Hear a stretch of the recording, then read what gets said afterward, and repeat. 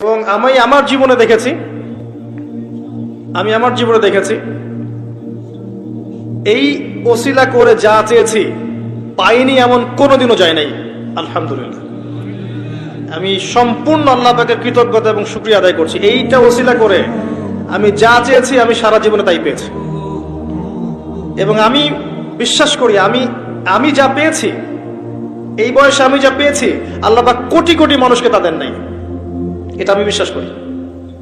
এই বয়সে আমি যা পেয়েছি, আল্লাহ পাক আমাকে যা দিয়েছেন, যত দিয়েছেন, কোটি কোটি মানুষকে আল্লাহ পাক তা দেন নাই। আমি এমনটাই মনে করি। এগুলো কোনো গাল গল্প নয়, কোনো কেচ্ছা কাহিনী নয়। এগুলো কিন্তু ইসরায়েলি রিওয়ায়াতও নয়, সহিহ হাদিস। এগুলা নবী সাল্লাল্লাহু আলাইহি ওয়াসাল্লাম হাদিসগুলো বলেছেন।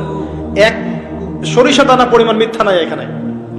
এখান থেকে বলতে যাচ্ছিলাম, দোয়া কবুলের অন্যতম একটা উপায় হচ্ছে আপনি কোনো ভালো কাজ করেন গোপনে, যেটা আল্লাহ ছাড়া কেউ জানে না, ওর ওসিলা করে আপনি আল্লাহর কাছে চান, দোয়া কবুল হবে ইনশাআল্লাহ।